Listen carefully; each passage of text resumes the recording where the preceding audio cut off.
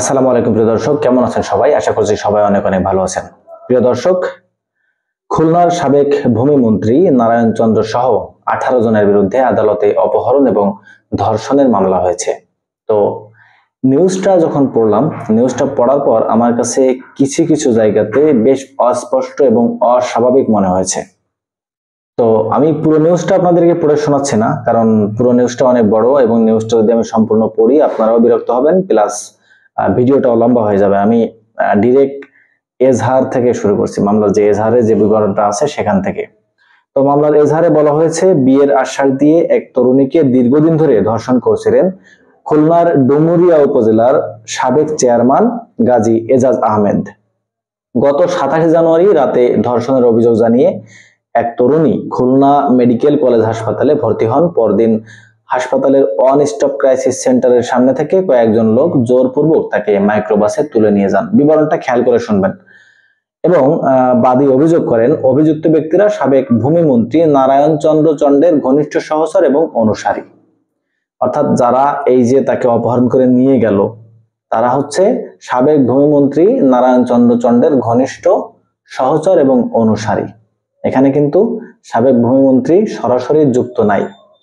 তাদের বাঁচাতে মন্ত্রী অবৈধ প্রভাব বিস্তার করায় চিকিৎসা শেষ হওয়ার আগে তাকে হাসপাতাল থেকে ছাড়পত্র দেওয়া হয় এবং অপহরণ করার পর তাকে বিভিন্ন স্থানে আটকে রেখে শারীরিক এবং মানসিক নির্যাতন করে মিথ্যা বক্তব্য দিতে বাধ্য করা হয়। আসামিরা ক্ষমতাধর এবং প্রভাবশালী হওয়ায় তিনি আইনের আশ্রয়ের সুযোগ থেকে বঞ্চিত হন। বর্তমান বৈষম্য বিরোধী ছাত্র আন্দোলনে দেশের রাজনৈতিক পট পরিবর্তন হলে তিনি ন্যায় বিচার পাওয়ার আশায় আবারও মামলা করেছেন। তো প্রথমত তিনি মামলা করেছিলেন কবে, আমরা ডেটটা একটু জানি। গত 27 জানুয়ারি, অর্থাৎ 2024-এর 27 জানুয়ারি। তো তখন মামলাটা নেওয়া হয়নি, তখন তাদের প্রভাব বিস্তার ছিল।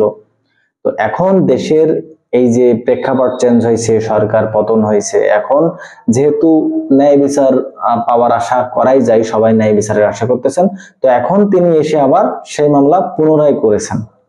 তো বাদী পক্ষের আইনজীবী মোমিনুল হক বলেন, 27 জানুয়ারি ওই নারী খুলনা মেডিকেল কলেজ হাসপাতালে ভর্তি হন। 27 জানুয়ারি পরদিন হাসপাতালের ওসিসির সামনে থেকে ওই নারীকে প্রকাশ্যে অপহরণ করে নিয়ে যাওয়া হয় এবং আদালতে মামলার আবেদন করা হলে বিচারক শুনানি শেষে সোনাডাঙ্গা থানাকে মামলা গ্রহণের নির্দেশ দিয়েছেন।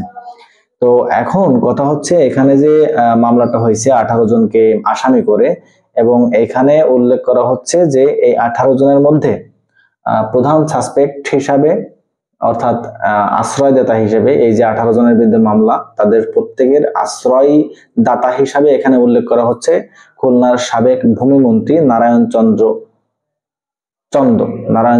চন্দ তার নাম। তো এখানে সরাসরি কিন্তু তিনি ইনক্লুডেড না, ঠিক আছে। এরপরেও এখানে অপহরণ প্লাস ধর্ষণের মামলা হয়েছে। তো সামনে এইটা তদন্তে কি বেরিয়ে আসবে, এটাও আসলে দেখার বিষয়। তো এটা কেমনে কি হইলো, আসলে আমি একটু মানে বোধগম্য না আমার, এটা কিসের ভিত্তিতে আসলে মামলাটা হচ্ছে বা কি প্রমাণের ভিত্তিতে, নিউজটা পড়ে তো আসলে তেমন কিছু ক্লিয়ার না। দেখা যাক তদন্তে কি বেরিয়ে আসে।